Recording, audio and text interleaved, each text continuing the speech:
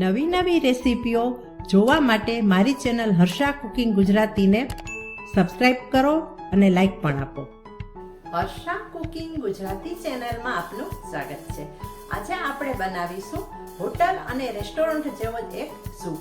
આ સૂપ છે lemon coriander soup. તો ચાલો બનાવીએ આજની રેસીપી લેમન કોરિએન્ડર સૂપ.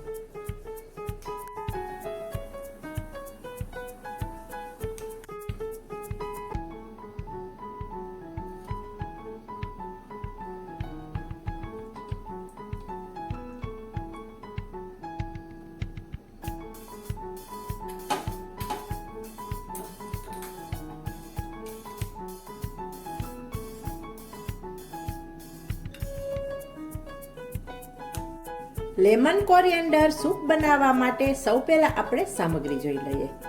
અહીં 2 ટેબલ સ્પૂન કોથમરી લીધી છે, જેને બારીક સમારી લીધી છે. અડધા ઇંચ આદુનો ટુકડો લીધો છે, તેને મેં ખમણી લીધો છે. 5 કળી લસણની લીધી છે અને તેને મેં સુધારી લીધી છે. 1 લીલું મરચું સુધારેલું, સ્વાદ પ્રમાણે મીઠું, અડધી ચમચી મરી પાવડર, 1 લીંબુનો રસ લીધો છે. સાથે 1 ચમચી સોયા સોસ, 1 ચમચી ગ્રીન ચીલી સોસ અને 1 ટેબલ સ્પૂન મેં કોર્નફ્લોરની સ્લરી બનાવી લીધી છે, આ રીતે પાણી ઉમેરીને. હવે આપણે સૂપ બનાવવાની તૈયારી કરીએ.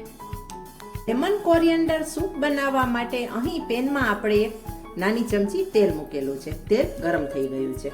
હવે એડ કરી દઈએ તેમાં ખમણેલું આદું અને બારીક સમારેલું લસણ.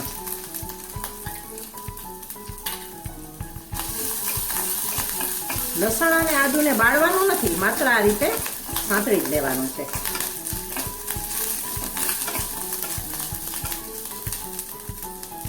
ત્યાર પછી ઉમેરી દઈએ આપણે લીલા મરચાં.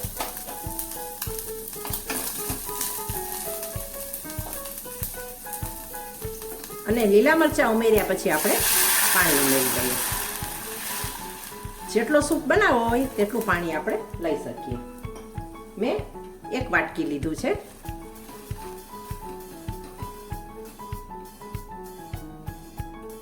પાણીને આપણે ઉકળવા દઈએ. પાણીમાં ઉકાળો આવી ગયો છે. હવે આપણે સ્વાદ પ્રમાણે મીઠું ઉમેરી દઈએ અને મરીનો ભૂકો ઉમેરી દઈએ. ત્યાર પછી આપણે ઉમેરીએ કોર્નફ્લોરની સ્લરી.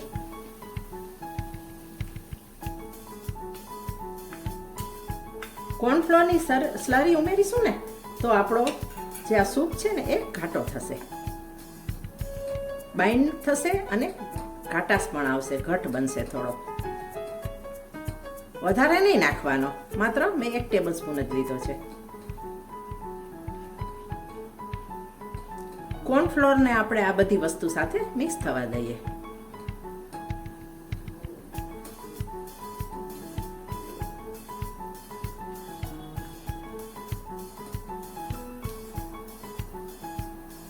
કોર્નફ્લોરની સ્લરી નાખ્યા પછી આ રીતે મિક્સ થશે ને, ઉકળશે એક વખત એટલે ઘાટું થવા મળશે. થોડું થોડું જોઈ શકાય છે, કલર ચેન્જ થઈ ગયો છે.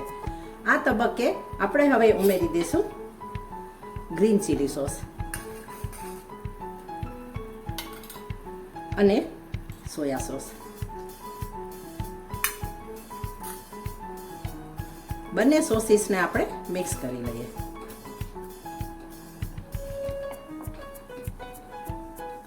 અહીં ચાખી લેવાનું, જો મીઠું વધારે જરૂર હોય તો ઉમેરી દેવાનું. સૂપમાં વધારે મીઠું નથી સારું લાગતું, એટલે માપ પ્રમાણે જ નાખવું.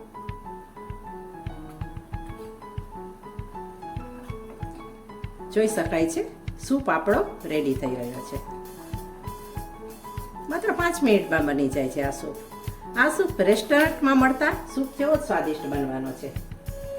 હવે ઉમેરી દઈએ આપણે કોથમરીના પાન. કોથમરી વધારે નાખવાની આમાં. ગેસને આપણે બંધ કરીએ અને ત્યાર પછી ઉમેરી દઈએ આપણે 1 લીંબુનો રસ.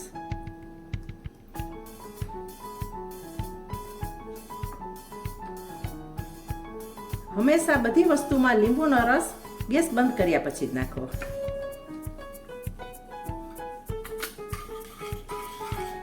તૈયાર થઈ ગયો છે શિયાળા માટે ગરમ ગરમ લેમન કોરિએન્ડર સૂપ.